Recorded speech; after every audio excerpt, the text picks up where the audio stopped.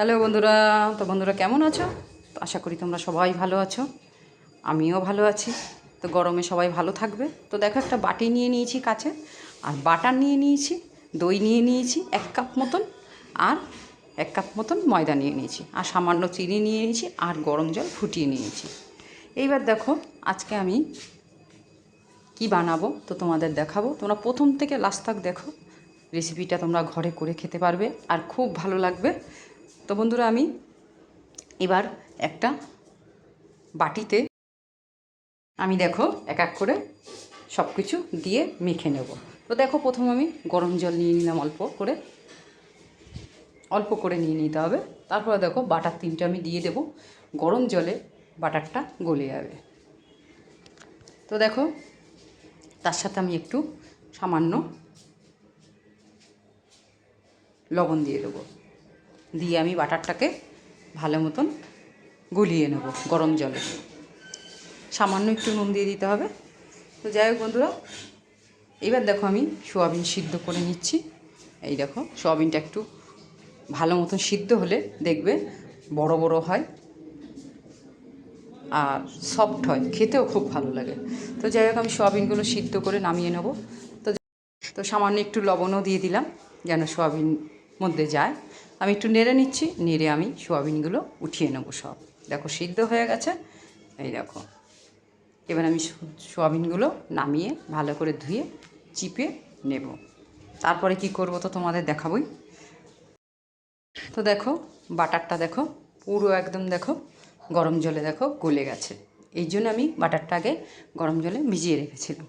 এইবার দেখো, আমি 1 কাপ ময়দা দিয়ে দিচ্ছি।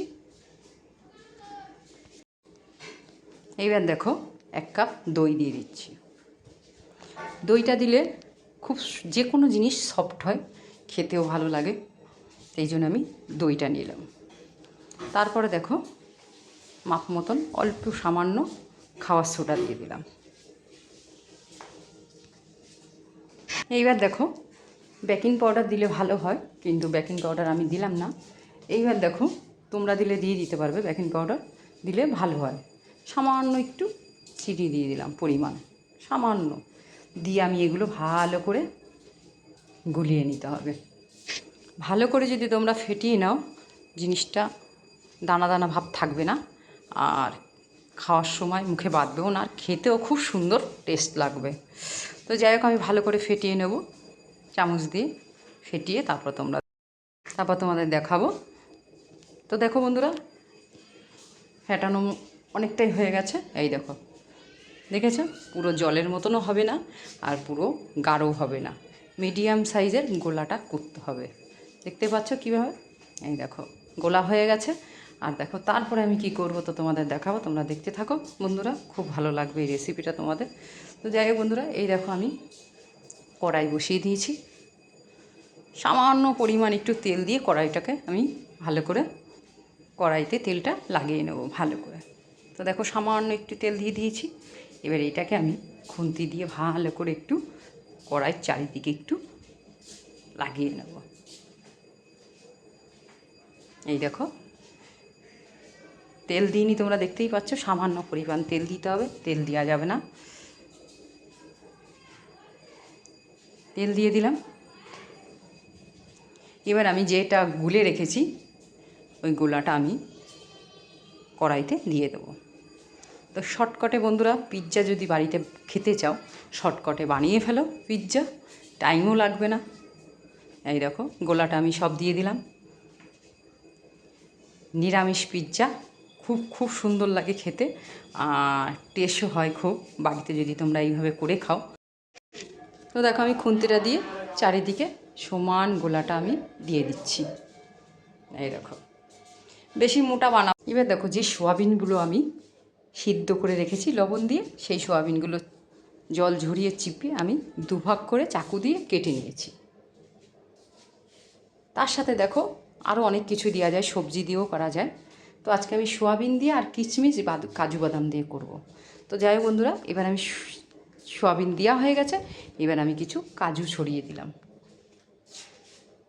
আপনারা পারলে সবজি দিয়েও খেতে পারেন, চিকেন দিয়েও খেতে পারেন, বা পনির সব কিছু দিয়েই খেতে পারেন। তো আজকে আমি নিরামিষ এটাই করে খাবো। তো কিশমিশ কাজু বাদাম দিয়ে দিয়েছি, এই দেখো। এরপর সাজিয়ে দিলে জিনিসটা ভালো হয়, একবারেই হয়ে যায়। তো আমি দিয়ে দিলাম। আর গ্যাসটা একদম স্লো স্লো লিবা লিবা করে দিতে হবে, গ্যাসে কোনো জোর থাকবে না, না হলে পুড়ে যাবে। যাই হোক বন্ধুরা, এবার আমি সাজিয়ে দেওয়া হয়ে গেছে, এবার আমি ঢেকে দেব। তো বন্ধুরা 5-10 মিনিট পরে আমি ঢাকনিটা খুলে আমি তোমাদের দেখাবো। তো দেখো, ততক্ষণ বন্ধুরা হতে থাকো, আমি এখনই ঢাকনিটা খুলে নেব, বেশিক্ষণ রাখবো না।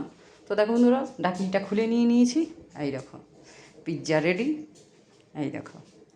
বন্ধুরা বাড়িতে যদি তোমরা এইভাবে বানিয়ে খাও, খুব ভালো লাগবে, তোমরা সব রকমভাবে বানিয়ে খেতে পারবে। দেখো কি সফট হয়েছে, এই দেখো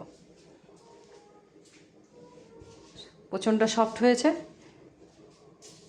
তো পিৎজা সব রকমভাবেই বানানো যায়, তো আজকে আমি তো নিরামিষ পিৎজা বানালাম।